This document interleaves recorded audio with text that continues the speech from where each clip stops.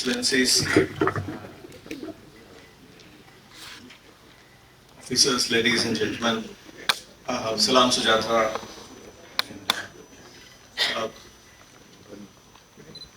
I would begin by thanking instead of welcoming for two reasons. One, I think we've had a fascinating round of discussion, a lot of things to discuss at a later stage today and in future. But also, I think in the interest of time, I don't want to come between your lunch and you. So what I would do is just offer a couple of points, food for thought for you. I think the discussion that we've had today is interesting, thought-provoking for a number of reasons. And I'll start with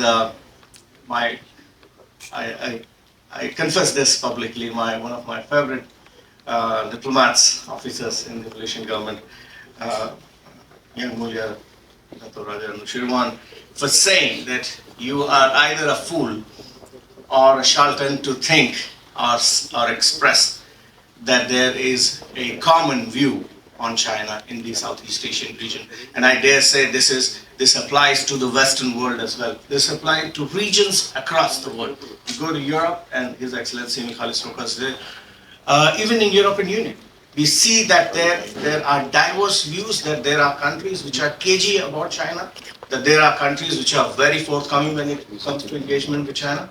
And that's the reality. China is an existential reality. It can be a threat to some, it can be a challenge to some, it can be a mixed bag to some, but it can also be an opportunity to some. And that perhaps is a point that is worth our discussion and deliberation in many more dialogues. And I look forward to having Raja Nusirwan in our future events as well. He also made a very interesting point that many in the European Union do not understand how ASEAN functions. And the same applies to ASEAN as well. My explanation to that would be that the reality in this world is that we see the world the way we are. And we try to comprehend the world, the circumstances, the environment around us based on our own knowledge and experience and perspectives. And that actually shapes us in most profound ways. So how European Union is seeing ASEAN, and I see a lot of concern, agitation in European Union member countries with the ongoing Russia-Ukraine conflict. I understand partly why is EU so anxious that the world is not understanding its concerns, especially countries in South and Southeast Asia and Central Asia, maybe in the Middle East as well. Why is it that the rest of the world not able to be on the same page? And this also comes partly from EU's own experiences. Having a common, clearly articulated, well-designed and defined military, political strategies gives them a different kind of perception about the world.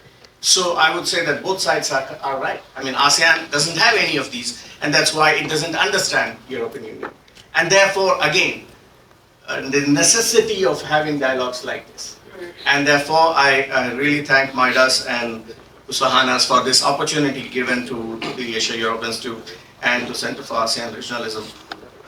His Excellency mentioned that Malaysia is in the middle of EU security and stability. And I think that also in many ways tells us that even though, as Professor Adam Leong mentioned, and I totally agree with your points, fellow panelists also mentioned that there are not very strong foundational pillars when it comes to EU-ASEAN or EU-Malaysia defense arrangements. But the possibility, or looking at the bigger picture, that stability and security of not just Malaysia, of South China Sea, of Strait of Malacca, is so integral to stability and security of European Union.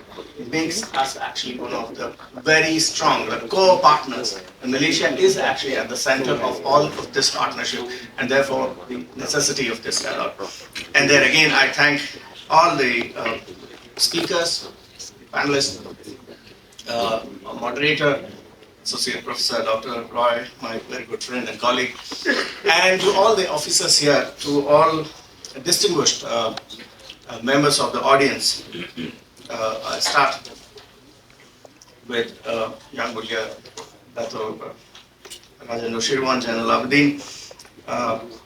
Also my thanks to Vice Admiral Dr. Sabri bin Zali, His Excellency Mikhalis Rokas, who's been, as I've been saying for so many months and months together, that he's been one of the most supportive ambassadors, diplomats, open to dialogue at any forum. You want to talk to him at professional engagements and platforms, or personally, he's always available to talk to you, very democratic also. My thanks also to Major General Dr. Yaqub bin Samiran.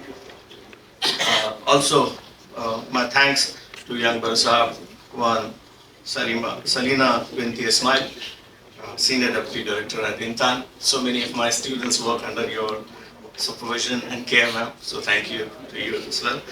And thanks to all the participants, all the members of the audience for being here with us, engaging in this dialogue. I'm sure there are so many questions that you have, and perhaps we could discuss all of that over lunch. And last but not the least, I wish to thank the Dutch Embassy in Malaysia, our colleagues here, the EU delegation, and other partners, also to Puspahanas and to MiDAS. Thank you very much.